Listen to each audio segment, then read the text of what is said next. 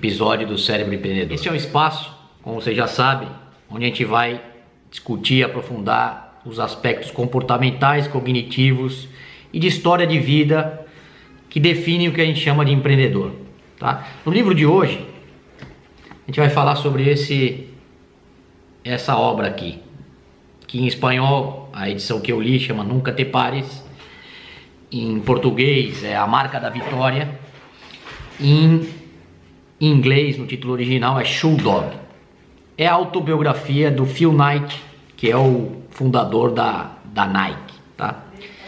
Essa é uma história muito interessante de uma empresa iniciada lá na década de 60, basicamente no ano de 1962, uma época que o mundo vivia em outra velocidade. A comunicação era basicamente feita por carta, os voos intercontinentais eram coisa rara, não existia o turismo de massa que a gente vê hoje, e o mundo, as distâncias do mundo eram bem maiores do que são hoje em dia. Apesar de ser uma história de empreendedorismo nessa época, contém, na minha opinião, os pilares do que a gente pode chamar de atividade empreendedora. Isso eu vou detalhar um pouco mais ao longo aqui da nossa conversa. Antes de entrar no detalhe desses elementos, eu vou contar um pouco a história bem resumida do Phil Knight. O Phil Knight, ele se formou como contador. Contabilidade é a escola clássica do mundo de negócios, né? E já era nos anos 60 e segue hoje em dia. Contabilidade é a linguagem comum do mundo de negócios. Então ele estudou contabilidade, depois ele fez um MBA em Stanford e além disso serviu um ano no exército dos Estados Unidos. O ponto é que com 24 anos de idade, o Phil Knight estava pronto para começar uma carreira no mundo corporativo e viver o que era o sonho do pai dele, de que fizesse uma carreira com um bom emprego, bem remunerado. Ele estava com toda a preparação para esse movimento. Só que o Phil Knight, ele resolveu seguir o seu próprio caminho. Ele acreditava e sentia que a vida corporativa não era para ele, que ele queria ter um caminho próprio de desenvolvimento. Então ele largou tudo e foi fazer um mochileiro pelo mundo. Imagina, naquela época, mochileiro pelo mundo não era algo tão trivial. Mas ele foi, basicamente, com destino à Ásia. Ele foi para todo o que é o Sudeste Asiático, para o Japão, tudo mais. Começou no Havaí, ficou um tempo no Havaí, surfando, vivendo, trabalhando em hotel e vivendo uma boa vida no Havaí, com verão e vida boa. Depois disso ele saiu e ele já tinha focado desde o começo na viagem, apesar de ele estar aí para fazer uma viagem de autoconhecimento, um mochileiro, ele já saiu focado em pelo menos testar uma ideia que ele tinha tido uma das aulas em Stanford, na aula, veja só, a aula de espírito empreendedor. Ele fez um modelo de negócios, desenvolveu um business plan e uma ideia que ele teve com um amigo dele, justamente de importar tênis, calçado esportivo do Japão, usando mais ou menos o conceito que naquela época estava um boom nos Estados Unidos, que eram as máquinas fotográficas japonesas. Ele falou assim, pô, se os caras podem fazer com máquina fotográfica, por que não pode fazer com tênis? Então ele desenvolveu um business plan e era a única coisa que ele tinha quando ele chegou no Japão e conseguiu uma reunião com um fornecedor de tênis. Foi para essa reunião e conseguiu convencer os japoneses a mandarem para os Estados Unidos uma amostra de 50 pares de tênis. Naquela época o tênis era o Tiger, para ele tentar vender nos Estados Unidos. Aqui só faço um parênteses, o seguinte, ele estudou muito a cultura japonesa, a forma de fazer negócios no Japão, antes de ir para essa reunião. Então, se por um lado ele não tinha muito, além de um business plan, por outro ele estava preparado para encarar o desafio e encarar uma reunião com os japoneses. Os japoneses na reunião perguntaram, bom, o que você tem? E ele falou, eu tenho uma empresa nos Estados Unidos, chama Blue Ribbon, que já faz distribuição de tênis nos Estados Unidos. Eu não conheço essa empresa, ela é nova, está focado ali no Oregon, que era a cidade natal dele. Mas não existia empresa, só tinha o business plan. Mas ele foi lá e convenceu os japoneses a fazer isso. E a partir daí, a história da Nike é uma história de persistência e confiança. É uma história bonita que eu vou tentar resumir para vocês, já introduzindo os componentes, aqueles pilares que eu comentei no começo, que eu acredito que sejam os pilares que deveriam estar presentes, se não em todas, pelo menos na maior parte das histórias de empreendedorismo. O primeiro desses elementos é a paixão. Você vê que o título americano é justamente Shoe Dog. Shoe Dog, a gente são aquelas pessoas fanáticas por sapato. Dois dos companheiros fundadores da empresa junto com o Phil Knight, um era o Bill Bowerman e o outro era o Johnson. Eram dois loucos por atletismo e loucos por sapato. O Bowerman era um treinador de atletismo, um dos maiores treinadores de atletismo da história dos Estados Unidos. Foi o treinador do Phil Knight no começo da carreira.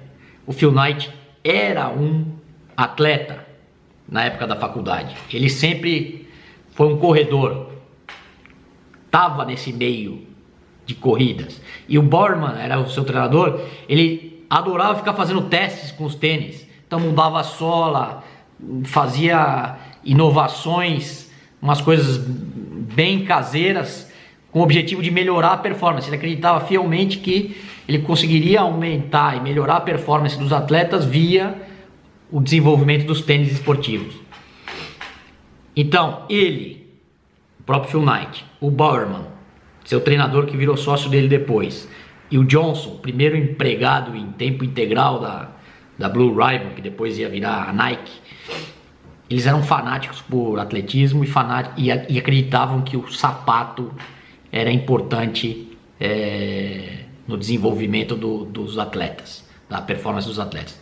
Então, desde o começo, tinha essa paixão pelo esporte, paixão pelo tênis, como uma forma de ajudar as pessoas a melhorar as suas conquistas. Então, e eles compartilham esse primeiro elemento que foi fundamental para o começo do negócio e para o sucesso que o negócio teve.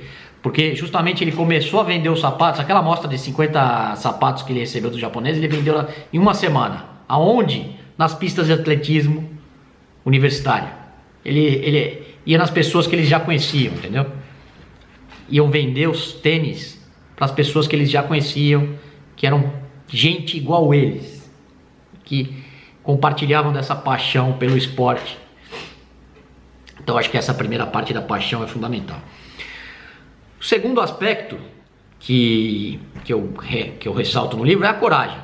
A gente já viu que ele largou tudo, foi fazer esse mochileiro. Dentro do mochileiro ele já marcou essa conversa com os japoneses sem ter nada além de um plano de negócios. Mas é uma coragem que a gente vê, depois a gente pode até comentar um outro livro do Mário Sérgio Cortella, uma coragem preparada. Não é simplesmente arriscar de graça. Você tem que se preparar para tomar coragem. Então, ele teve a coragem, realmente, ele teve coragem de enfrentar o pai dele, de ir atrás do seu sonho, de marcar a conversa com os japoneses, mas ele estudou muito, estudou a cultura japonesa, tinha um livro lá que ele estava lendo, que ele foi lendo no voo, e leu, e grifou, fez notas, estudou pra caramba, que chama Como Fazer Negócio com os Japoneses. Ou seja, o cara se preparou, e em várias passagens do livro, da história, ele tem essa coragem preparada. É uma coragem preparada, não é uma coragem simplesmente vou de forma inconsequente, não. É uma coragem sabendo onde eu quero chegar, mas sem o medo de falhar e com a confiança de que vai conseguir. O terceiro elemento, que é incrível, a história da Nike é incrível, é a persistência. O Phil Knight ficou os primeiros 10 anos da empresa, apesar das vendas serem crescentes ano a ano, ele está conseguindo vender bastante, ele ficou os primeiros 10 anos da empresa trabalhando em outra coisa paralelamente. Ele trabalhou um tempo como auditor na Price Waterhouse e depois ele trabalhou como professor de contabilidade numa universidade pequena do Oregon, que para o pai dele era uma vergonha ele ter feito tudo o que ele fez e depois dar aula de contabilidade numa universidade pequena. Mas era a forma que ele tinha de continuar com o sonho dele. Esses empregos serviam para ele pagar as contas do dia a dia, que a empresa não dava. 10 anos a empresa não parava de pé, não conseguia pagar nem o salário do próprio empregado. Nesses 10 anos ele teve basicamente 3 funcionários. Então, imagina o grau de persistência da pessoa para ficar 10 anos com uma empresa que você não sabe se vai ou se vem, se vai ou se vem. Nesses 10 anos, o que ele sofreu para conseguir empréstimos no banco, com problemas de fornecedor, N problemas que uma empresa passa no dia a dia, e que se a pessoa não tem a persistência suficiente, ela não vai conseguir ir para frente com o seu negócio.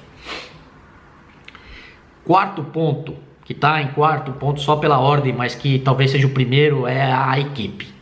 O Phil Knight conseguiu montar uma equipe de ponta, de pessoas altamente comprometidas com o sonho dele, que compartilhavam os mesmos valores e a mesma vontade de fazer alguma coisa diferente para o mundo. Já comentei sobre 2, que eram o Shoe Dogs, o Bowerman e o Johnson.